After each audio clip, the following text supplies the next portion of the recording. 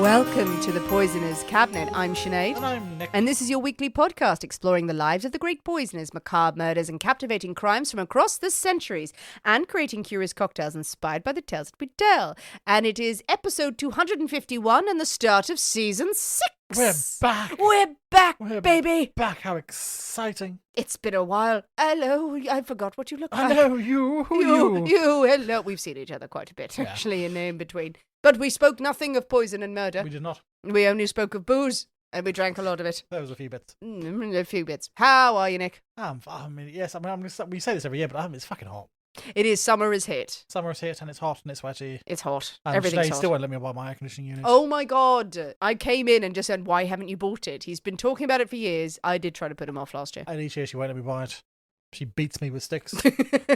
That's to help cool you down.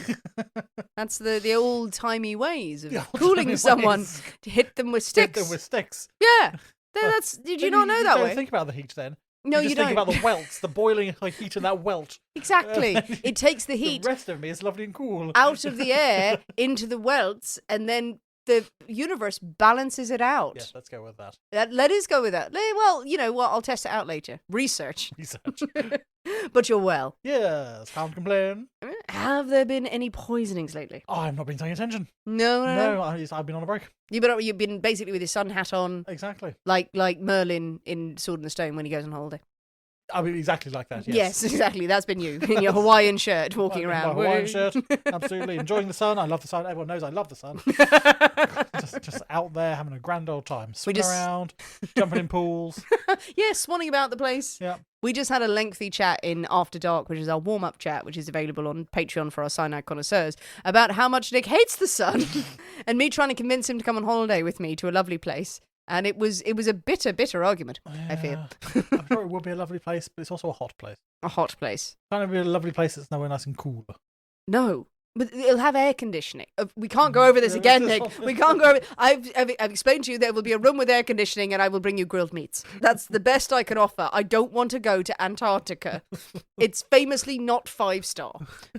But the penguins, are they in the Antarctica or are they in the Arctic? They're one of them, I'm not sure. Well, the mutant ones are there. It's either penguins or the ones that they don't want you to know about. There we go. So we'll go there. Yes, Right. let's do that. Those are the two options, hot or penguins. Good. Well, speaking of being hot and hunting penguins to cool yourself down, I think it is time for us to thank our delicious Patreon subscribers. We must indeed. Now we've had a bumper crop since we've been away. There's been a huge number, so we're going to split this in two. So we'll do half of you this week for the shout outs and half next week. Otherwise, we'll be here forever. Yes. So if you don't hear your name, don't worry, we'll We'll get you next week. But first of all, we must say thank you very much to Siobhan, to Laurel Christic, to Jane Bennett, to Kendra McKee, to Jessica Schwartz, to Jennifer Leone, to George Reinhardt, to Amanda Quillen, to Jessica Kane, to Rebecca, to Sean Pierce, to Cerise Summerrose, hope I've got that right, and to Jessica Backer. Whee! Thank you very, very much. And everyone else, you will get your delightful name called out next week. Yes, we will get to you. Otherwise, it would just be 6 hours of just Patreon shout-outs. Many names. Which maybe people would like. But thank you, you delicious, sexy Patreon subscribers. Thank you for supporting us. Thank you for helping the Poisoner's Cabinet to continue and to be what it is. We have had fun over on Patreon. During the break, obviously, we have taken a step back so we can recuperate. But we've put out some fun content. We've had some bloopers going out. We've had some cases from PC Morris to discuss. Mr. Tim did a lovely thing. Mr. Tim gave us another one of his much, much loved episodes. You all loved him. Oh, we all loved him. Everyone loves a bit of Tim. Apparently so. I've heard them say it down Devon way. But yes, every time we put a Tim episode, everyone does absolutely faint. So there is a brand new, fresh Tim episode over on Patreon. Also, we experimented with a new series that people responded very well to, Yes. and they gave us a new name for it, which I think is brilliant. Yeah, it's great. Mocktails. Mocktails over on Patreon. I brought some stories to Nick that were based on not true stories, fictional tales from, the world of books and film. I presented them to Nick in podcast style without telling him what they were. Brilliantly done. He had to try and guess what they were. And I think it worked. It had legs. It really did. Absolutely. I actually really enjoyed writing it out. I'm going to try one. I'm going to give it a go. Definitely. It's good fun. Everyone responded very well to mocktails. It definitely a series we want to continue with. Obviously, we'll always be doing true crime, but it's definitely got legs and a lot of fun to it. So if you want to know what the hell we're talking about, please do consider joining us on patreon.com/The Poisonous Cabinet, where you get extra episodes from us every single week, as well as bags of bonus material, lots of content. There are 2 tiers that you can consider joining and supporting us on, and also it is completely flexible as well. There are monthly memberships, there's annual memberships, and you can cancel anytime and come back if you need to. It's a lovely, lovely community, and that's also the best place where you can go and send us messages and leave comments on our content for us to consider for the future. We also have a shout out this week from Maggie George to your darling husband Tanis. Tanis, your anniversary is on the 10th of June, and it's also going to be your husband's birthday on June the 26th. So Maggie wanted to do a shout out to you, Tanis, for your birthday, for your anniversary. Maggie wanted to say you are their best friend. They've already gotten you a gift, but this is a nice surprise as well. So happy birthday, happy anniversary to you both. We are delighted to give you a shout out. Happy birthday! Woo. Well, Nick, are you ready? That was unnecessarily loud. Was it necessarily loud? Okay. Or was it loudly necessary? Loudly necessary. Blew the cobwebs away. To drink cocktails and talk about poison? Okay. Or we could drink poison and talk about cocktails. There have been a lack of cocktails in the past. There has been a lack of a lot of wine, cocktails. but a lack of That's the same thought just occurred. As in, like, we had a fair few wines. Yeah, there's been a bit of fizz and a few wines. Yeah, we out and about. Even that, we just went, a little wine, maybe a beer, but not enough cocktails. Yeah. Really, not enough. It's been a white winey sort of season. It has recently because of the weather. The weather requires the wind. It is. Yeah, there's been a bit of music. Should we go with the first one? Yes. Yes. Good. Great. We're on board and we're on the same page. Do you remember how this works? Hooray. It is Nick's story this week, and we can't possibly have a story without a cocktail in hand. As you know, dear listeners, every week we choose a secret ingredient that is inspired by the tale that we tell, and it will flavour our cocktail of the week. Nick, your story, so your pick. It is. The secret ingredient is... Tombstone. I am surprised we have not done that before. Yes. Given how... And I did Google it. Macabre and strange we are. Yes. But no, we have not. A tombstone specifically. Interesting. Yes. Your plural. Well, we'll find out. We'll find out, I'm sure. Love a tombstone. Who doesn't love a tombstone? I personally do enjoy one. I should actually fill people in that during the break, I've decided to try and befriend crows. Oh, you've been hunting crows? I have, at my local cemetery. They gather there, and I've been feeding them snacks, and they are starting to come over. They understand that I have bacon bits. And mostly peanuts, people. But yeah. Not that you are their queen, but that you have peanuts. Soon they'll learn. I just have visions of being like, one day they'll hop on my shoulder. It's been 4 days. And it's like... They'll learn when you go down in your crow costume. One of them landed like, fuck that. Flew away. It's like, Sinead coming today. She's got no one got peanuts. What the fuck going on there? Yeah, I'm out. Yeah. Like, okay. It's when I go and feed the crow, because corvids are very intelligent. Yes. But then it's also like, come crows, out of the way, wood pigeon. You stupid idiot. You flock for anything. Get out. They're like, whoa.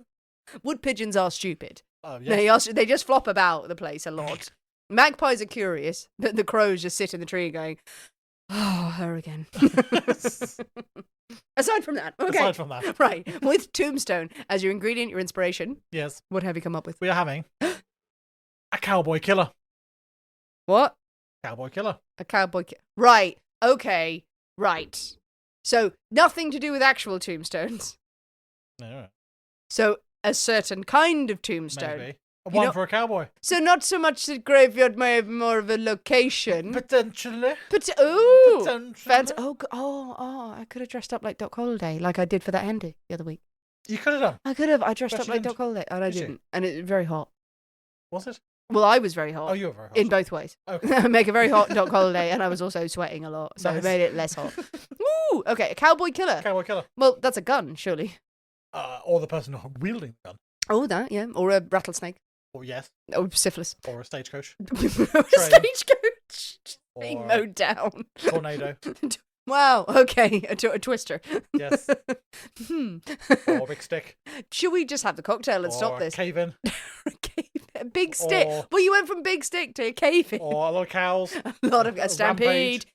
Stampede. A Rampage of cows. They've got death in their eyes. Okay, good. Anything else? Many options. Spur-related death. Many options. Right. Dangerous thing. Mad cow's disease. Mad cow. Excellent. So that's exciting It and, is. and troubling in many ways. Wonderful. I think it is high time for us to mosey on into the Poisonous Cabinet kitchen and shake up a storm. So we'll see you in a minute. We'll see you in a bit.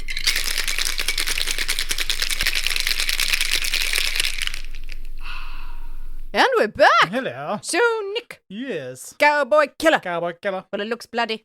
Look, yes, it looks killery. Okay. Okay. Bloody brown. Bloody brownie. Oh, are we starting season 6 of the brown Brown, drink? brown We drink. enjoy a brown. We do. Good, kind of interesting colour. Okay, well, but I guess we try it. We probably should. That's the only way to Give it a go. continue this. Right, let me smell it. So. Alcohols. Mmm.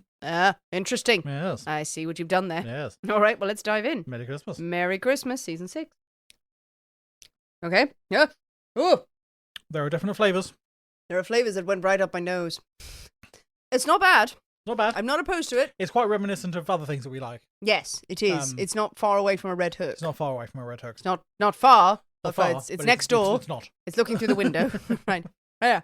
Yeah. There's a sweetness. The really, really strong vapors at the start. I can only describe. I got the vapors. Oh my. Okay. So bourbon, I'm assuming. Bourbon, yes, bourbon. heavy. Bourbon. Well done, bourbon. Do we have maraschino in there? Of an ish. Of an ish. That's not a sentence. It is. That's one I've just made up. So maraschino, but not. Maraschino, but not. So not the liqueur. No. Was it with just the cherry? I muddled some cherries. Oh, why don't I get any cherries? That's my favourite thing. Because they've been squished. They've been muddled. I'll eat them with my hand. In the pulp. Yeah. Okay, well, they're in the... Well, later. Okay. They're in the bottom of the mixing glass. But I will leave them there. You crack leave on. them there. All right. Oh, so you muddled them. Yes. Okay, but no liqueur on But top no of that? liqueur, no. So I Oh. took the cherries out, gave the cherries a damn good squishing. Huh. Interesting. Still Yeah. finding out stuff about you. Yeah. Okay. So Love a so Swiss muddled cherry, but Muddled no cherries. liqueur, No liqueur. and then other things. Then other things. Right. Is there Oh, I'm out of practice. What happens? And I've not had a cocktail in a while. I'm like, I don't know. Lovely things. Campari? No. Something bitter? No. No. Fruity? Yeah. A fruity apart from the cherry. Apart from, yeah. Right. A fruity twang-ish. Fruit adjacent? Fruit involved. Fruit was involved. Fruit was involved. But not predominantly fruit. Not predominantly fruit. Did fruit watch? What? In horror and alarm. Is the banana As its- cowering, as its zipping friends itself are up? squished. Yeah. I don't think I want to know now. I mean, I started this horror Cocktails story. are violent places. God, bloody hell. Like the purge. Jesus. Right. So, I've no idea what that is. Right. So, not like a triple sec, No. which is like orange fronty. Yeah. Is this got a mixture of... It's got some things in it. So, like a spice? Yeah. Like the pimento dram? No. Drambuie? No. No, but close. Yeah, you're looking at that sort of neck of the woods. Well, it's like Drambuie. I don't know what else is Drambuie. Well, What? no, not really Drambuie. Drambuie is more of a honey thing, isn't it? But it's a mixture But of it's, things yes, it's a mixture of things that I know of. that you know of. You definitely know of them. Okay, mixture of spices, secret spices. Not really spices. Herbs. Is there a chartreuse in this? No. Okay. Yes. And, Herbs? The kernel. His mixture of secret spices. Oh, can we get KFC? Please? Every time we say this, secret spice, can we get KFC? Yes, we can. We're no closer to the fucking what's in this. Yeah, I forgot how this works. So no spices. Not So really. not herbally. No, Not herbally, but not chartreusey herbally, but herbally-ish, fruity-ish. floral. Florally, fruity, herbally, orangey. Did you just take everything and put it into a big Pretty much dish It's and just serve it I around? just put it in a bucket and see what Can we happens. leave that one? Can we leave whatever that is aside? Is there another ingredient? Yes. Right. Fuck me. Okay, is it a spirit? Well, it's No, alcoholic. what is it? Is it every spirit known to man? Is it Strager? No. Tequila? No. Any of the base spirits? No. Right. Is it an Amaro? You're on your right. When you said Red Hook, you were on the right tracks. Maraschino. think Red Hook. Vermouth. Vermouth. So there's vermouth in this. There's- Red yeah, vermouth. vermouth. Oh, I'm a fool. Okay, so Yes. red vermouth. So red vermouth, bourbon, muddled maraschino, Yeah. and then something And then else. something else. Something else that defies the laws of physics. What the fuck? Benedictine. Close. Close. Close. What's you're close to you're Benedictine? exactly the right sort of area. Calvados. No.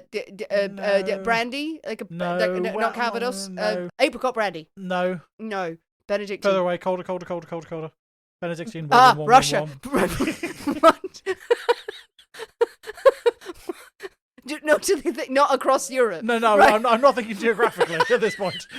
What's in Siberia? I don't know. Right, Benedictine. What's the other thing that's not Benedictine? You're gonna I'm not. kick I know yourself. I'm going to kick Gonna kick myself. yourself in the I'm head. not faking this. It's real. Montenegro. No. What is it? Grand Man. Fuck off! No, that's orange. That's orange. It's orange. It has orange in, which is why I said fruity. I am going to flip the table. It's orange predominantly. If anyone says, what's the main flavour? No one's going to go, oh, spicy, twiggy, blah, blah, blah, blah, blah, blah. They're going to go orange. Well, they're and wrong. you do this every time. There's no more season, everybody. But That's also, it. It's quite fun to watch. People weigh in. Please weigh in and comment. Was that fair? I think that was entirely fair. It was funny. I took a really big gulp of that. I'm sorry. Yeah. Jesus. In my rage. I went, ah. It's My nice. rage, I'm going to knock it back. I'm going to drink it all out of spite. Glad. Oh, have you got a story, have you? Well, we'll see about that. All right, well. Oh, there's not even a hint of orange about it. It is nice, but does it work? Do you think? It's one of those ones that's not fully formed. Yes. I would say. It's on its way to something. It's not one that's come from Difford or anything like that, or from a famous bar. I found it online. The quantities are very basic. It needs some refinement. Yes. I would say, but there's definitely got the bones or something there. Because I think all those ingredients should work very well together. And Absolutely. They do. But yeah, quantities need tweaking. But no, otherwise I think it has the makings of a very tasty beverage. But it's not unpleasant at all. No, it's very nice But to drink. yeah. It's not as good as a Red Hook. Okay, Yes. well, it's a good opener. It's not a bad opener. It's not an award winner, but It is a simple, good enough. Yes, it's a good enough. It's not a catastrophe. And it made me confused, which is always good value. Always entertaining. The Cowboy Killer firmly in hand. Yes. I'm not sure we should be holding hands with a Cowboy Killer, but it depends how bad the cowboy was. Well, quite. Yes. Is it time for a story, Nick? It is time for a story. Woohoo! We do have some bad cowboys Yay! who potentially deserve a killing. Okay. Are you going to be talking in this style the whole That'd time? be very, very bad if I There'll did. be a killing. There'll be a killing, there will Sorry. What part of fucking Northern Ireland are they from, actually? There'll be a killing there. Yeah. They're down there in Tombstone. Sorry. Old West. So yes. So Old West, you've got you figured it out, have you? Well, cowboys and Tombstone. Yes, I pieced that together. Pieced my cunning ruse together. You figured out my clues. Okay. So, I mean, it is a story that it's an incredibly famous story. Is it? I mean, well, Tombstone. Oh, is this OK Corral? Yes. Oh, right. The gunfight at the OK This is the Corral. gunfight at Because the I don't OK know about it. I'd say, but you know of it. I've heard of it. I never associated it with Tombstone. Oh, it happened in Tombstone. Oh, yay. There we go. So this is the story of the gunfight at the OK Corral. Yay. It's one that everyone knows about the gunfight at the OK Corral, but no one really knows what happened, who was involved, or the details what behind it. Well, I certainly didn't anyway. No. Until I started reading about it and I go, oh, that's what happened. Because there are all these legendary names got associated with it. So you've got Wyatt Earp and you've got Doc Holliday, who you mentioned earlier. Yes, But I know him well. I've dressed as But I him. knew the names. But are they good people? Are they bad people? Were they just passers-by? Did they own a sweet shop? I don't know. Sweet shot. So the only things that I know about it are of having watched sort of in the background the film Tombstone with Kurt Okay, well, Russell there we go. and Val Kilmer as Doc Holliday. So I've not seen the film. So. I don't remember what happened. I remember a couple of phrases. I remember Val Kilmer being very cool as Doc Holliday, going, "I'm your Huckleberry," and that was basically it. I did not sit through the painful experience that was Wyatt Earp, Kevin Costner's epic western. I don't think many people did. No, I can't say I did either. So. Yeah. So I don't know anything. I'm pleased to find out. Well, indeed, yeah. So have watched Deadwood all the way through. That's very good, but that wasn't involving any of those people. So people say you've heard of these names. So yeah, Wyatt Earp, Doc Holliday, OK Corral, the infamous town of Tombstone, the most excellently named place ever. See what actually occurred? No. So we're going to find out. Let's do it. Let's do it. I thought it's a good one. Go on for season 6. I think so. I think it's a nice one. Open up with a gunfight. Exactly. So Tombstone, Arizona. Arizona. It's a lawless, murdery sort of place. In what year? So our story takes place in 1879. Good. Not now. Now. We're stressing now. It's a lovely place. So in 1879, a huge silver deposit was discovered in the area around Tombstone. And it made what was a small little shanty town of tents and a few hundred people into a town of over 7,000 in about 2 years. It sort of absolutely exploded. And with this, as we've often found in our Western stories, with this crazy influx of people comes a shitload of crime. And people are doing nasty, nasty things because they can. Well, there's a town. There's like, hey! Yeah, exactly. There's town. There's no laws. I can do what the fuck I like. And yes, hurrah. I think you've explained in previous episodes about the lawlessness. Basically, it is. There was law. There were laws. Yet you had very localized and sort of the sheriff, but not like a big system. It's sort of it's each to their own in the town. Pretty much. If it's enforced. Yeah, exactly. If it's So there is a local lawman. To what effect they are is down to that local lawman. He could be completely shit. He could be quite good. But it's fast and loose. shall we say with law. So there are plenty of gambling dens. There are brothels. Gunfights are a regular occurrence. There are saloon brawls, bandits, smugglers, stagecoach robbers, cattle thieves. They all rub shoulders with sort of people who are trying to get on with legitimate business and entrepreneurs who have come to the town trying to make something of themselves, and they're sort of attempting to civilize sort of the population and everything, and no, we can do good business and build things and it'll be great, and people go, no, I'm going to shoot you in the face and take all your money. The person who's opened the bakery, I bought you this lovely loaf. Okay, never mind, you're going to steal that and not give me any money. So the people wanting to do nice things are facing a somewhat uphill battle against the people who are just going, fuck it, give it to me, here's a gun. But amongst the first people to arrive in Tombstone, pretty much when it was just still a collection of tents and prospectors, were the Earps. The family Earp. Oh, right, okay. I thought that was a type of person. It was the Earp family. Wyatt. So you've got, Wyatt Earp is the most famous one. Yes. Absolutely. Now, he was sort of like a middle brother. Okay. So you've got James, who is the eldest, and then you've got Virgil, and you've got Morgan, Wyatt, and Warren. Good names. So there are 5 brothers. There are also 2 sisters. You got Martha and Virginia. Screw them. They play no action in the story at all. They don't actually come to Tombstone. No, they're left on the road. They're doing their own thing somewhere else. They run free. They play no part of this story. It's like doing their own thing. They're like, for fuck's sake, we've been abandoned. Well, let's open a brothel. They're still with their parents elsewhere. No, they're dead. Now, the Earp family has a bit of a history as lawmen. They are on the right side of the law. Oh, okay. Yes, I always thought Wyatt Earp, cowboy, criminal, outlaw, but no, he's a good person. Oh, he's a good man. They're on the side of good justice for all, and people, and all for one. He was a musketeer in a previous life. The brother's father, who was Nicholas Earp, he had been a constable. Wyatt had taken over his role when he had retired. So they all had experience in law enforcement. Is it just me, or is it every time you say constable in the Old West, I imagine like a Bobby on the beat running around? Yeah, that's what I imagine, exactly. I've got a little helmet and a truncheon. I've got a whistle going, no, stop it. Stop, or I'll say stop again. Yes. Whereas the sheriff was walking around, the constable. Oh, you've got a gun. Shit. James and Virgil, the two older Earps. They had fought in the American Civil War until James had taken a bullet in the back. Okay. No, he hadn't. James taken a bullet in the shoulder. He said it was in the back. He was running away. No, it's definitely in the shoulder. It's definitely in the shoulder. He took a bullet in the shoulder and he lost the use of his left arm. Oh, shit. But the brothers tended to stick together, really. So when Virgil, he was appointed the deputy marshal of Tombstone, the brothers joined him. At the time in Tombstone, there's very little difference between the people trying to enforce the law and the people trying to break it. They're sort of in the sort of resources or sort of manpower and things. It's a fine balancing act, really, of sort of outlaws and lawmen who sort of manage just to sort of keep the peace.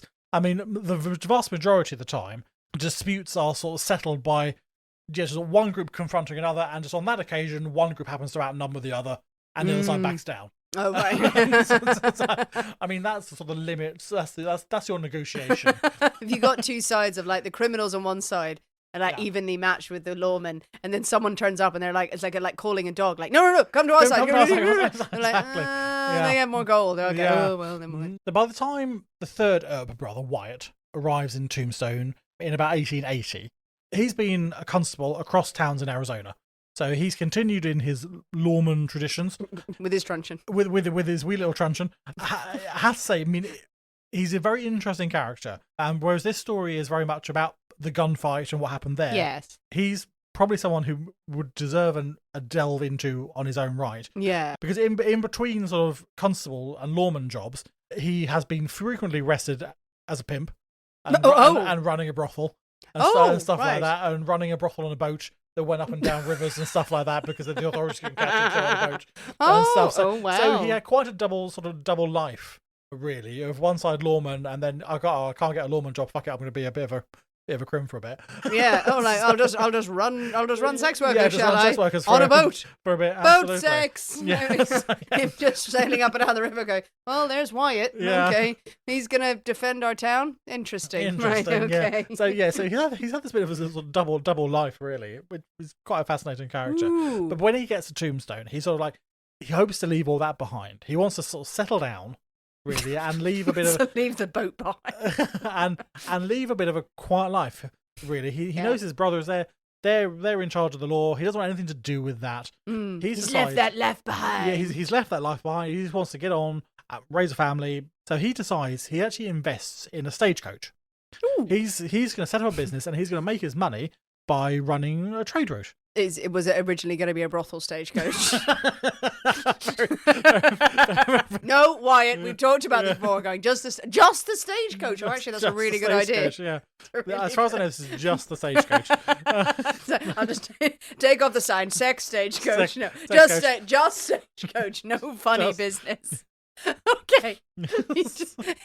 Wyatt has a legitimate plan. I like it. Business plan. He's going to run passengers, run goods between local towns, what have you. Completely legit. Completely legit. But there are already other established companies doing that. Yes. So there's a lot of competition for stagecoaches. So he finds it exactly. There's a lot of competition. There's a lot of people running him down with guns. It's a horrible job. Doing that, and he finds it really difficult to break into this world because of the established competition. So in need of money, he finds himself sort of falling back on his backup career, not in a sex worker brothel sort of way, but as a lawman helping Virgil in the sheriff's office. Nice, okay. Right, nice. He chose that side. Yeah, he chose that side. And he often now finds himself working far more frequently in the sheriff's office than he does running a stagecoach. I like it. The stagecoach is, that failed miserably. The stagecoach had one wheel. Yeah. It was shit. No one wanted to get on. It's not good, not good. It came with a terrible curse. Should have gone with the sex coach. That would have been people were all over that. So much better. What's your stagecoach? It's haunted. Sorry. Stagecoach screams and you go past. It's like, oh, that's the up. You want to ride? No, thank you. No, I'm all good. I also like the fact that the brothers can just join their brother as now lawmen. Yeah. Like, there's coming, I brought my brother. Well, no, they've not been deputized or anything. What's their training? Well, I mean, Wyatt, he's had training. He's been a man of experienced jack of all lawman, trades, experienced constable in the past. So fair. Yeah, okay, well, he gets a free pass. The other brothers not so much. The other brothers are playing with handcuffs. It's my brother. The other brothers have locked themselves in the cell. Yeah. So despite, he is frustrated that being forced back into this job, which he really didn't want. He wanted to leave because he knew it's a dangerous life, law enforcement. But there is no denying that he is good at his job. He is a very effective lawman. He stands over 6 feet tall. Giant-like at the time. Yeah. He's got big shoulders, thick arms. He spent a long time as a boxer. Oh, so okay. he's quite an intimidating figure, and he has got a reputation as an excellent shot. He's a fantastic gunman. It does sound hot. So actually. he is someone to be reckoned with, Mm. and really sort of practically from his arrival in town, Wyatt establishes himself. He is the Earp brother that really you don't want to mess with. Yeah. And most of the law-abiding citizens of Tombstone sort of quite respect that. Absolutely, he's tough, but he's fair. sort of thing. Okay. Though there are plenty of others in the area who are not such big fans of the Earps and their sort of their meddling ways. A band of brothers coming in, trying to like push people around and eventually you are. So when the full Earp contingent arrive, there's 5 of them eventually. They all arrive in town. All these do-gooders, and and now the Earps find themselves in a bit of a sticky situation. Okay, so we've spoken about the Earps and who they are, but who are all these ne'er-do-wells doing sneaky things in causing trouble in Tombstone? Yep. Well, we should now need to talk about them. Let's and do see it. Who are the Earps arrayed against? So one gang have become known as the Cochise County Cowboys. Ooh, nice alliteration, like it. Yeah, we love a bit of alliteration With C's, hopefully. So this is it's a loose gang of outlaws living in the area around Tombstone. 2 of the main men, you've got 2 brothers, Frank and Tom McLary. Both men are actually quite well educated. They studied the law. There's a 3rd elder brother, William, who is a practicing lawyer. Ooh, nice. Who has eschewed a life of crime. But the 2 younger brothers, they've decided on a different path, and they preferred stealing cows and robbing stagecoaches. Educated, yes, but still cows. But cows, absolutely, that's the way forward. So like it. The brothers, they've got a ranch outside Tombstone, and they use their ranch as a bit of a staging point to receive and sell cattle that have been stolen in Mexico. Oh, that's not nice. So other people bring them stolen goods into their ranch. They've got a brand made up. There's a big U.S. Army ranch nearby, which provides cattle for the army. For food, and they're branded. And their branded is U.S. on them. They've got U.S. But they've got a brand that turns the U.S. into a D8. And they register the brand D8 as belonging to them. Right. So they steal all this this army cattle, rebrand them, and then pass them off as their own. Like changing the license plate, isn't it? That. Yeah. Oh, the poor cattle. The cattle are like, please stop. Stop this. Just a big crayon on one of them. Yes, exactly. So ingenious but mean. And this works for quite some time until the army go, stop this now. The army stop it. Just stop it. We can tell. But they make a fair bit of money doing this. Fair enough. So you've got the Cochise County Cowboys, and the next up you have the Clantons. Oh, with the Clantons. Clantons they're a family of ranchers led by Old Man Clanton. Oh, nice. Newman Haynes Clanton is his name. But Old Man Clanton. Now, Old Man Clanton, he's been everywhere. He's seen everything. He's getting on a bit now. Has he though? He's getting on a bit. His gunslinging days are behind him. So he's settled on the outskirts of Tombstone. He was there since before the boom, and he's got a sort of godfathery sort of vibe about him. There's nothing that goes on around Tombstone that he doesn't know about, and he hasn't got his fingers in. Okay. He's getting a slice of everything from everywhere. And so his sort of enforcement days are behind him, but he's got 2 sons. So you've got Ike and Billy Clanton. Ike, who is the eldest, and then Billy, who's only 19 at this point. Now, unfortunately for the Clantons, older doesn't necessarily mean wiser. Ike's not the sharpest stick. It has to be said. Okay. He is a drunk. He's a partier. He's a womanizer. He's a gambler. Sounds fun. He makes an absolute fortune, and then he's lost it the next day, sort of thing. Live fast, die young. Live fast, die young, and there is nothing that anyone can say that will change his mind. And his brother dotes upon him. Young Billy is absolutely idolizes his older brother, and is exactly what he wants to be when he grows isn't it? up. Yeah, the big glamorous lifestyle. Live big. Yeah, he absolutely lives big, and sometimes he's fantastically well. And he comes out of the saloon he's got hundreds of dollars on him. Other times he's sleeping in the gutter, and the next day he's back up doing the same thing again. So I mean, I spent much of his time drunk. He gets into fights. He waves his gun around all over the place and says all the wrong things. But what is very helpful is that his father, Old Man Clanton, has got the sheriff in his pocket. Oh, that's why he's living the yeah. high life. Is that he's not gonna no repercussions. Daddy gonna pay his way. Yeah. So he can run around going, I invented the banana. Yes, and indeed he did, according to everyone else. But yeah, Cochise County Sheriff, who is Virgil's boss, Sheriff Johnny Bennon, he is firmly in the Clantons' pay. And I like it. Okay, good, nice. Very Godfather kind of like. I mean, he doesn't like the Clantons, he doesn't like the cowboy gang, but they're always ready to hand over a big bag of cash. Make life easier. To look the other way, and running interference with the Earps, who are trying to stop these people, but the sheriff is there trying to running interference and getting in the way. Of course. So it's an interesting situation. Interesting little dynamic. So on the one side, you've got the Cowboys and the Clantons doing what the fuck they like, protected by the sheriff. Yeah. And they are running wild in town, robbing stagecoaches, stealing cattle, spending all their ill-gottens in town, in the local saloons and on women and stuff, which they're all delighted with. And then on the other side, you've got the law-abiding citizens and the Earps seemingly powerless to put an end to this, to all this shenanigans going on in Tombstone. I like it as in there are several businesses going on, and the legitimate businesses, the good Christian businesses. There's a lot of people who are on the other side going, no, we're fine with this. We're fine with this. The Earps come along. We're here to clean out the time, just really quietly at the back. Boo! No, we actually need a living. Please, no one wants to go to your library. All right, just stop it. So there's definitely two sides to Tombstone. Definitely, we need to get rid of all this sort of thing. We just need more bakeries, more Bible shops.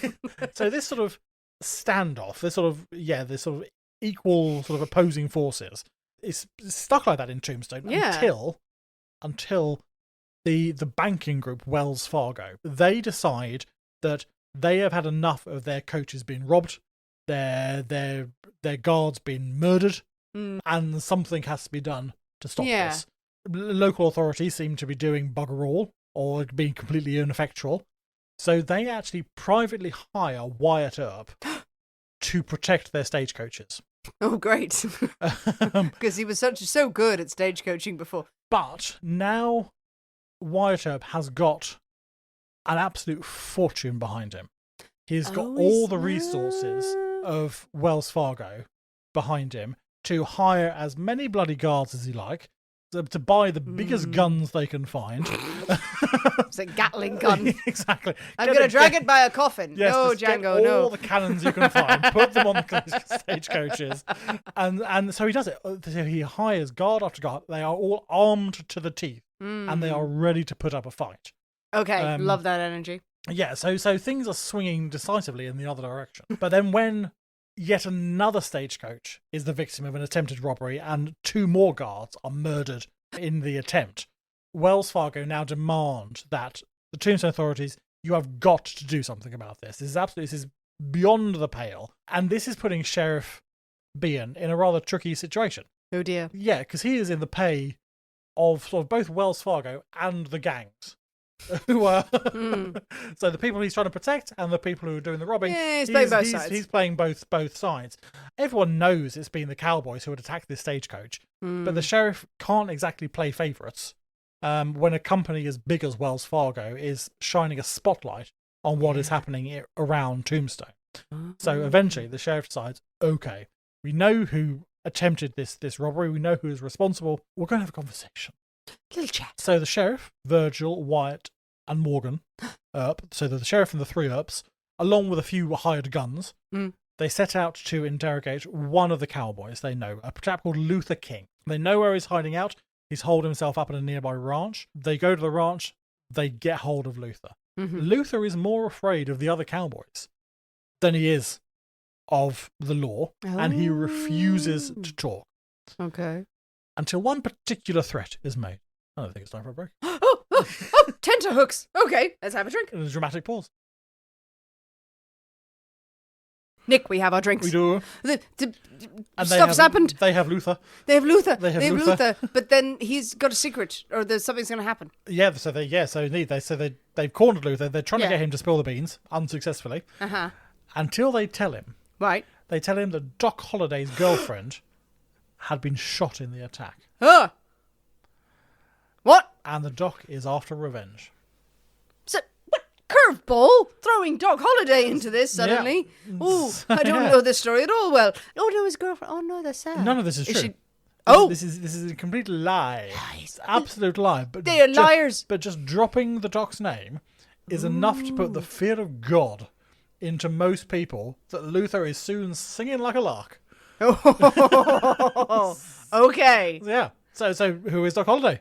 He is pretty much a legend in his own lifetime, really. He is a drunk, he is a gambler, and he breezes through life without a care in the world and has a fucking fantastic time doing it. Yeah. So he qualifies as a dentist, which is where he gets He was a dentist, which is where he gets Doc from.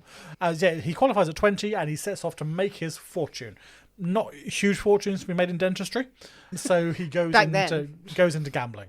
Gambling, an entirely legitimate way of life back then, and a good alternative, not a bit more dangerous than dentistry. Yeah, especially when you win a lot, and he won a lot. He was very good at the cards. He could read people like no one else. There's one particular story on a night out, gambling, drinking, having a grand old time.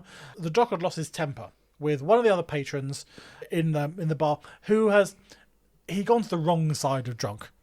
Oh, you know, when you're happy, jolly, having a lovely time drunk, and then you have a few too many, and you become that obnoxious, horrendous person. That's drunk. Never happened to me ever, Nick. Not in the many years. You must have witnessed it in others. I've seen it in a mirror occasionally, you know. So you've witnessed this in others. They're just like, when you have that, shut up. That third glass of wine just on a Friday one night. Cocktail too many, one glass of wine too many. You decide that they've always hated you. Yeah, and it just goes downhill. Now, the Doc warns this man that his behaviour is not going to be tolerated. This is a nice place full of lovely, charming people. You need to leave now, otherwise you're going to ruin the reputation of this fine establishment. Fine, upstanding establishments. People had very, very particular that they were classy and that they put a lot of effort into them. Exactly. The man counters this by pulling out his pistol and aiming it at the Doc. His actual pistol? His actual pistol. Oh. His real pistol. Aiming it straight at the Doc. In a flash, the Doc pulls out his own gun, shoots the man through the hand, all without spilling his drink. And then just sits down and gets back on with his game of cards. Everyone else in the bar comes at that point, right? Everyone's just like, oh my god. Oh my god. Oh my god. Everyone else's clothes fall off. Yes. Like, Doc Holliday. So, his life is littered with those sorts of anecdotes. Yeah, I've read a few about Doc Holliday. desperately cool. A very, very fantastically clever, cunning, skilled man. He may have been awful as well. He may have been awful, but the stories about him are just great. There's enough good stories that we're like, those are totally true. Yeah. So it's things like that have already made him a legend in his own lifetime throughout the West. And he's already become a bit of a folk hero for what he's done. Now, he had encountered Wyatt Earp several years prior down in Texas, and he had actually saved Wyatt's life during a bar brawl. He had managed to what? A bar brawl. Sorry. When you said that, I thought you said a barbarol. A barbarol. A barbarol. A barbarol. A barbarol. A barbarol. Not in a bar brawl. Great. Love it. Okay. Yeah. Sorted. No, I know what you meant. Everyone knew what you meant. It was quite cute. In a fight. In a fight. And ever since that, sort of Wyatt had been sort of trying to repay this debt. Of sort of looking after the Doc. Nice. And because Wyatt ended up following the Doc around, trying to repay this debt, the two became actually incredibly close friends. And the Doc became inseparable from all of the Earp brothers, and he was often described as an honorary Earp, because he was just one of them. And now he had not long arrived in Tombstone. Himself at this point, following the Earps, he had arrived with something. I read one account that in modern money he arrived with about $1.3 million. just because of his success in gambling, the places he had been before. So he arrives completely loaded he's into rich, town. yes. He is a rich man. He's showing off. He's flashy. He's desperately cool. And his reputation has most definitely preceded him, because Luther swiftly gives up the location of all the other outlaws in the area with just the threat of setting Doc Holliday loose just on him. to have that today. So, There's no way. I don't know. There's any way that would happen in polite society. There's not. But just the utterance of your name. Utter of a name brings the utterance fear of your and name. terror. No. Yeah. That's one of my 3 wishes. Yeah. That the utterance of my name brings terror. Brings terror. Yeah. And the other 2 are hears it. mostly based around snacks and cats. But It's a good one. I'm fine with that. And money. I need money. But also, So now the Earps know the location of all the other outlaws. The Earps go out and they make the arrests. These outlaws who are responsible for the deaths of these stagecoach guard killers, they have been arrested. Wells Fargo delighted that at long last these men have been brought to justice. Woohoo. But of course the sheriff, playing both sides, has other plans. Evidence quickly starts disappearing from the sheriff's office. Oh, okay. And then one day, the back door to the jail, oh no, I left it open by mistake. Oh no. And the outlaws flee. Damn it, I was taking the bins out. I was taking the bins out, and I left all the cell doors open, and the outlaws escaped. Oh, fuck Oh, it's off. one of those things that happens, you know. Well, It just- he's being banged to rights, isn't he? Yeah, No. Now, the Earp brothers... But it's a nice setup, as in, it is very political, because how do you balance off each other? Because they all would have been playing the same game of, like, how do you, like, not descend into all-out fucking murder spree and war? No, but the sheriff is clever enough not to be so obvious. So, yeah, I'm sure everyone's got their suspicions, but no one can prove it. No one can prove that the sheriff let these guys out or has been tampering with evidence or anything like that. Everyone knows it's him, but no one can prove anything. Now, when the Earps find out that these chaps are missing, they are livid. They are absolutely furious. And we are going after them. They pursue these chaps. They pursue these fugitives for 17 days. They are on the chase. Now, the story behind it says they ride for 60 hours with no food. Then a further 36 hours with no water. They cover over 400 miles searching for these people, and they only stop because the horses beneath them drop dead. Sure. So that's what legend says. Sure, like you can survive, like perhaps without stopping for food. They've got you can't survive that far without water, mate. They've got a canteen on their horse and a banana in the back. The horse needs water. Yeah, that's the horse fucking needs water. That's why the horses drop dead. Yeah. Right. Okay. They rode and they rode and they rode. Right. Okay. Searching for these men. The men are nowhere to be found. Right. But there are many dead horses around the place, and eventually they get back to dead Tombstone horses everywhere. Empty-handed, without these fugitives. Damn. But the sheriff is keen to demonstrate how determinedly, obviously, his men had been out searching, had been out hunting for these people. And he charges the county the equivalent of $26,000 to cover the costs of this chase, this manhunt. That's where that manhunt story came from. They rode and they rode and they rode. They killed like 17 horses. The Earp's got none of that money. The sheriff pockets the lot. Of course. Wells Fargo end up reimbursing the Earps, but they're even more pissed off because they're now out of pocket for this manhunt with no men that have been found. The corrupt sheriff. So, yeah. He's like the corrupt mayor in all of the bad films that we've seen. So Wells Fargo, they're sort of who are bankrolling this whole operation, are getting more and more pissed off. They're getting rinsed. We're getting rinsed, and there's nothing to show for it. So Wyatt comes up with a plan. Good. He comes up with a plan. He approaches Ike Clayton, the Earp nemesis, and offers to make him a deal. If he hands over the members of the cowboy gang who were involved in that robbery, Wyatt will make sure that Ike gets the reward money. Okay, nice. Okay. It's a big turning. You gotta turn. For Ike, there is no question. Cash, fuck it, yeah, all right. Okay, right. Okay. Ike thinks about it for all of 20 seconds Yeah. before he goes, absolutely. It will take me a long time. I'll do it. And he readily hands over all of the cowboy gang in promise for this reward money to come through. Nice. But the plan is thwarted when the cowboys they are after, they are killed in another attack.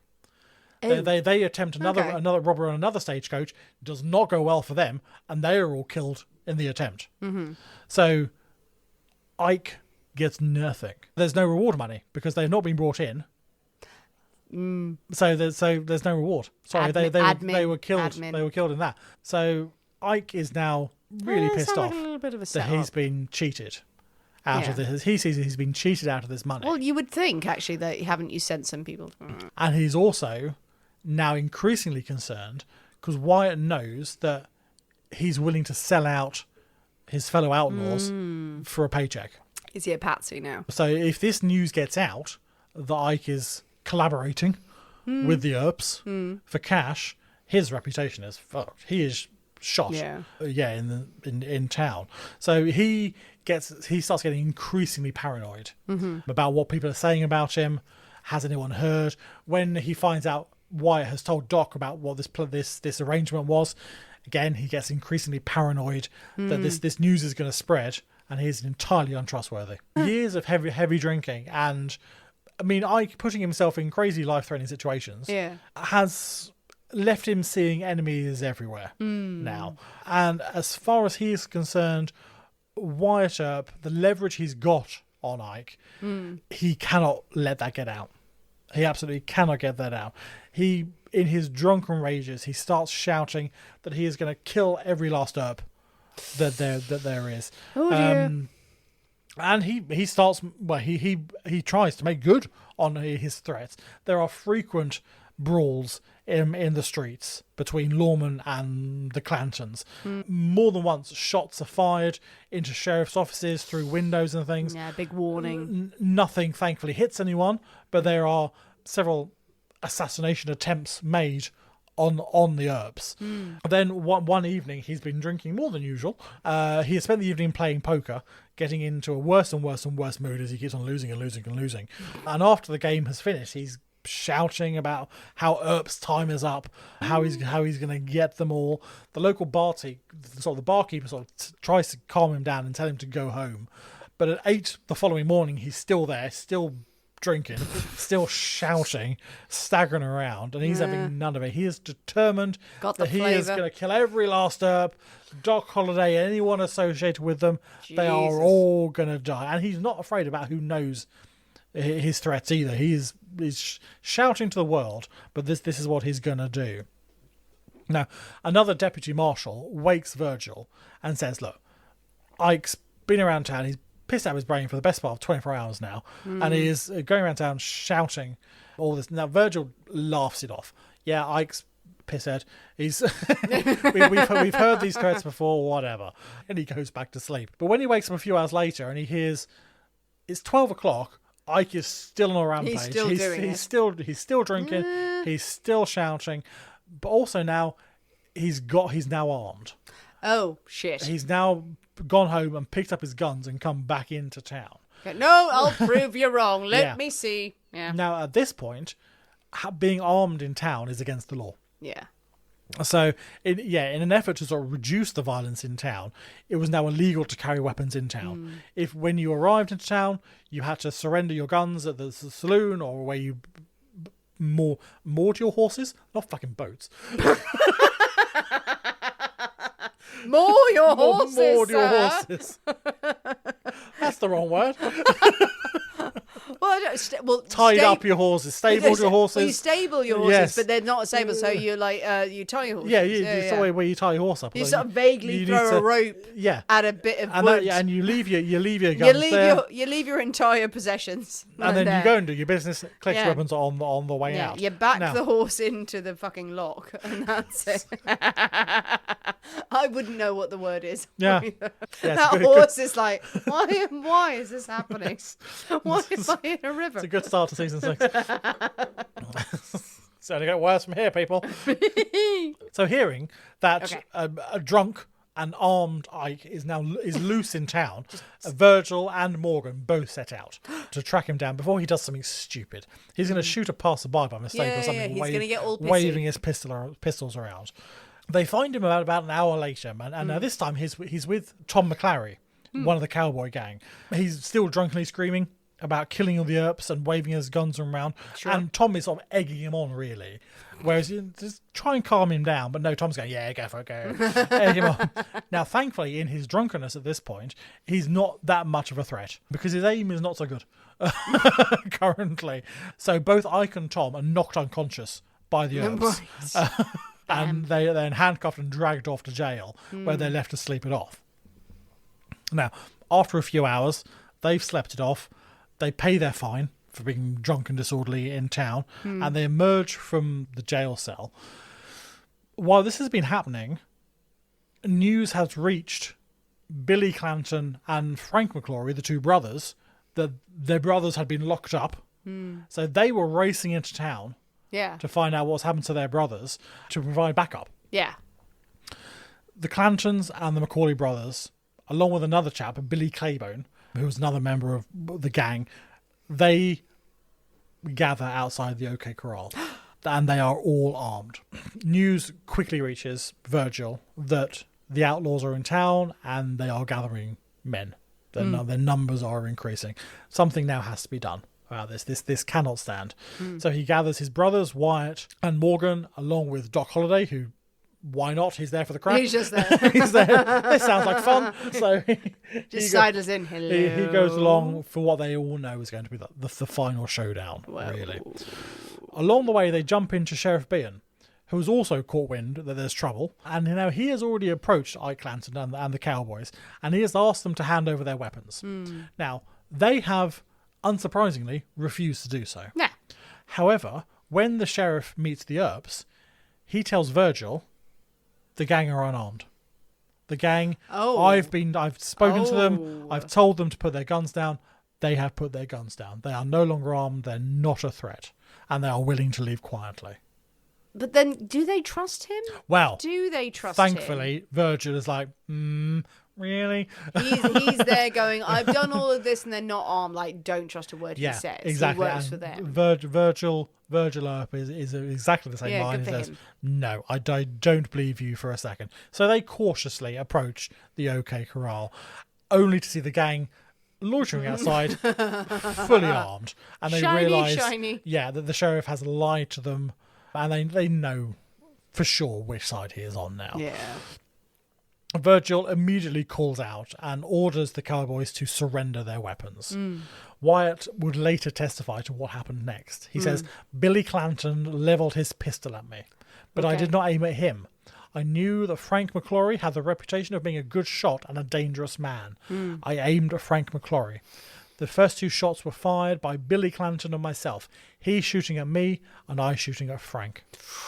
Billy thankfully misses, but Wyatt doesn't. He hits Frank straight in the stomach. So that's the first shot fired. Those are the first two shots fired in the gunfight of the OK Corral. Yeah. There is now a barrage of bullets. It's estimated that about 30 shots are fired in 30 seconds. Okay. So this is incredibly fast-paced barrage of bullets going out. A reporter who witnessed the event, because it's drawn quite a crowd now, describes the day as one of the crimson days of the annals of Tombstone, a day where blood flowed as water. Nice. Doesn't really. This is like, no, you write this up. You write this up. Now, the Doc, he ignores all these bullets flying around him. He's there going, la la la. I'm Doc Holliday. Nothing can hurt me. He sets his sights on Tom McClory, who is taking cover behind his horse. Yeah. The Doc gets round to the side, flanks him, and catches Tom in the chest with a blast from his shotgun. Tom is no more. Oh, Jesus. Tom is gone. Now, Billy Clanton, he is wounded, and Frank McClory, again, shot in the stomach. They are still alive, and they continue to put up a fight. One of them manages to shoot Morgan Earp in the back, and the marshal drops to the ground. He continues to shoot, from the ground. Virgil is also shot in the leg. He continues to fire after being shot in the leg. But it's pretty much over by then. They know who has won. Frank is not going well. Billy is also... He's not long for this world. Tom, shotgun to the chest. Yeah, you ain't having any of that. Take out the leaders. Frank had been attempting to sort of shoot his way down the street to get away. He's shot in the back of the head. He dies straight out. So, I mean, really, it leaves Billy Clanton. He's there, the youngest. He's shot. He manages to keep firing, and he's slumped up against the wall until eventually sort of civilians, sort of townsfolk, carry him away and try and get him medical help. And he's taken into a building. He's lying there. He says, "They have murdered me," he says, as he's lied out in the saloon. "I've been murdered. Go away and let me die." Wow. 19-year-old Billy dies defending his older brother Ike. Ike was curiously nowhere to be seen. Seriously? Ike in this whole thing... Because I was going to say, where the fuck is Ike? Where the fuck is Ike? As soon as the fight breaks out, Ike rushes towards Wyatt, sobbing. No. Begging him that he's unarmed and not to shoot him. Wyatt says, "Get to fighting or go away." Yeah, get the fuck out of my face. Get the fuck out of this. And Ike legs it. Ike absolutely flees, and he hides in a nearby house. Leaves his brother to fight on his behalf, and the two other brothers. Leaves them to die. Like if I was in a situation, I'd probably cry and run. Yeah, I would be going, please. I would not. I think I would be like, no, but for all of us, we surrender. Yeah, exactly. I would like to think I wouldn't leave my brother to get shot to pieces. To fucking die for defending my honour or whatever, and then the going last to words hide. on your lips. Yeah, wow. Ike has legged it and is now hiding. So it seems like the outlaws have finally been defeated. The Cochise County Cowboys, their leaders are gone. The Clantons, Billy's dead. Ike is God knows where, hiding somewhere. The Earps and Holiday. Yes, Virgil and Morgan are both injured, but they will survive. They will live to fight another day. But yeah, Ike has escaped. As soon as the smoke clears, he is nowhere to be seen. He goes away and he festers, and he gets more and more angry about what he sees as his injustice. Though he was the one who legged it. Yeah, he ran. He ran, mate. He is absolutely enraged by the death of his brother. Well, that's his guilt, isn't it? Well, yeah, absolutely. And despite being pretty much now in disgrace for his cowardice in the fight, he's still got enough money and enough of a reputation that a lot of the townspeople are still quite fearful of him. So he's still got enough clout behind him that people, that people are still quite scared. And he joins forces with William McClory. Now, William is the older brother of Tom and Frank, who was the lawyer. So he joins forces with William, the lawyer, to try and take down the Earps through legal channels. Now, Earps, who have now murdered Billy and the two McClory brothers, Ike is now trying to get to them through the courts. So and completely destroy their reputation and their name. They start by hanging the bodies of Frank, Tom, and Billy. What the fuck? In a window in Tombstone with a sign that reads "Murdered in the Streets." That's a lot. That's a bold move, and that's a decision that was made. He then filed murder charges. Your fucking family's bodies. Like, oh. Yeah. Ike then, he files murder charges against the Earp brothers and Doc Holliday. For the death of the three brothers. The Virgil and Morgan are still being treated for their injuries, which leaves Wyatt and the Doc to face trial in the courts. Now, the trial, unsurprisingly, turns into an absolute farce. Ike has threatened or bribed or coerced false testimonies out of nearly half the town. Yeah. Half of Tombstone. And according to him and all these witnesses, he and the other cowboys had been completely unarmed that day. They were in town on charity missions. They were going out giving flowers to the just having people. Some lovely Bibles handed out. They were handing out Bibles and flowers and roses. Now, obviously, if that were the case, that would have made what the Earps did entirely illegal. They had attacked unarmed men in the street. Indeed. Yeah, absolutely. On the third day of the trial, Sheriff Bean takes the stand. Yes. And surprise, surprise, he comes to Ike's defence. According to him, the cowboys had not only been unarmed, but they'd also surrendered. As soon as the Earps had said anything, as soon as Virgil had said anything, they had surrendered. And then the Earps had just opened fire, completely without warning, completely mercilessly. Luckily, the judge saw through all this and thought, that's absolute nonsense. that's absolute nonsense. The Earps and the Doc are completely acquitted of what was happened. But Ike is still free to try and rally what remains of the cowboys to his cause, to try and get his vengeance for the death of his brother. And the Earps and the Doc live for the next few years constantly under that threat. There are still sort of random assassination attempts made, bullets go through windows, and they're not safe in the slightest from Mike's attempts to get retribution for the death of his brother that he has fled from. It does seem like the judge, like the sheriff, just kind of went, it's not my fucking problem. Not my problem. Fuck you. You just deal with it. Okay, there we go. Yeah. So Virgil is shot by one of these assassination attempts, and he is permanently crippled in December of 1881. He decides enough is enough. He packs up his bags and he leaves town. He sets up a new life for himself in Colorado. Nice. Which leaves Wyatt, Morgan and Warren in Tombstone. 5 months later, Morgan Earp is not so lucky. A bullet shot through a window hits him in the back, comes straight out of his chest. Oof. He is killed instantly. He dies at the age of 30. Oh.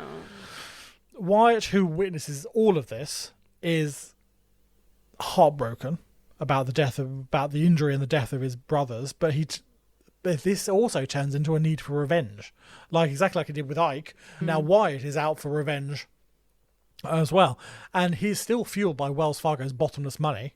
That he and Doc Holliday go off in pursuit of the remaining cowboys, and for the next few years, he chases them down. And on the side of good, he shoots a load of cowboys. He gets rid, and this is what sort of solidifies his position as a bit of a folk hero of the time. But eventually, the public start wearying of this constant bloodbath. Yeah, shootouts in the street are becoming a thing of the past. People are now wanting things like calm and stability and civility and just a nice somewhere to live. Actual law and order. Law and order. And sort of empathy for Wyatt Earp and his vengeance starts to dwindle. Yeah, when it is raining blood down on your streets, it gets harder. So, I mean, with this sort of public opinion now slightly going against Wyatt, Wells Fargo also go, right, enough's enough. Yeah. So they cut the purse strings. Cut the money off. Cut the money off. So, which forces Wyatt and Doc to sort of give up the chase, really. And Ike Clanton, he gets away. He flees. He is actually killed about 6 years later in another stagecoach robbery, nothing to do with Wyatt or the Doc. He's attempted something else, and he is killed completely in an unrelated shootout. The Doc moves to Colorado. He gets TB, and he dies in 1887. The Doc, he dies at 36. I mean, he's lived a hell of a life. He's lived a big old life. He's lived a big old life for 36. That's a good life. Wyatt Earp is the last living Earp brother. Wow. I mean, he's the last living survivor of the gunfight at the OK Corral. Yeah. He travels around an awful lot. He ends up in LA, where he becomes a consultant on the latest Hollywood craze, the Western. Is he consultant? Really? He's a consultant. Not know that. No, I didn't either. He becomes a consultant on the Westerns in Hollywood until he dies in 1929 at the age of 80. Wow. So there's the story of the gunfight at the OK Corral. And the start of season 6. Start of season 6. Oh, what a story to start with. What a lovely roller coaster we went on. There was a gunfight. There were people. There were many, many famous people. That was a lovely, rich story. Did not know that Wyatt Earp was then a consultant. No, I know. Oh, it's so good. It's just, there's a lot there. There's an awful lot going on. Oh, it's so juicy. And it's so sexy in so many ways. It's like, you listen back to the stories and go, it can't be that sexy. No, it is. No, it is. Yeah, having Doc Holliday in there. That energy I want in a room. and the herb's like, okay, okay, you're lawmen now. That's fine. No, it's a good one. It's a good one. Yeah. Do you have a favourite Western? I must admit, I've seen very, very few westerns. You're not a Western fan. I'm not. I love the stories like this, but I've not watched any. I've not watched any films really. I mean, there's lots of things I think I must see. Just watched Deadwood, the series. Oh, it's yes, so I've good. not seen that. Oh my god, it's so good. The soundtrack to it is so good. Other Western, Unforgiven, I'll still rate. Yeah, I think yeah, it's good. You'd like Unforgiven. Yeah, you'd enjoy it. I watched a bit of Westworld. That was weird. It's not the same. It's not the same. It's not a Western. That's mainly robots. It's more robots. It's robots. Much more robots. Yeah. Well, what do you think, people? What do you think of the story of the gunfight at the OK Corral, of the story of Wyatt Earp? Did you know about Wyatt Earp's background? Did you know about the brothers, the Earp brothers, and what they did? What about Doc Holliday? Is he as sexy as history would have it believed? Because everything you read or watch about him, it's just, oh, God, Doc Holliday, take me now. I may be wrong. And let's also acknowledge the fact that they were living in a time period that was not sexy at all. No, not so much. Tell us what you think. Jump on the comments of this episode. Share your thoughts, your feelings, your theories. But most importantly, do mix up the Cowboy Killer. The Cowboy Killer. The Cowboy Killer went down quite well. Yeah. I had more. You did. I did. There was extra in the fridge, so you had some. Yeah, and I wasn't opposed to that. It's a cousin to the Red Hook. It is indeed, yes. It needs some refinement. So Nick will. I'm going to start season 6 with determination, and I'm going to start getting these cocktails out there, and I will fill in the backlog that's missing. Yes, you are going to do this now. Also, put out the quantities, but play with them, people. Yes. Because it needs tweaking and refinement, so it needs your input to it. If you haven't already, please do join us on patreon.com/The Poisonous Cabinet to support the show. Leave us a 5-star review if you love what you hear on Apple iTunes predominantly, and anywhere else that you listen to this podcast. Send us suggestions of more stories that we can cover in the future. Follow us on any of the social media channels that we're on, YouTube, Instagram. We have a Facebook group as well for our book club, and there's some other ones that we're on as well. Maybe vaguely. You'll find us if you need us. Thanks for listening, guys. We have been the people inside the Poisoner's Cabinet. We will see you next week. And remember, your loved ones are trying to kill you. Bye.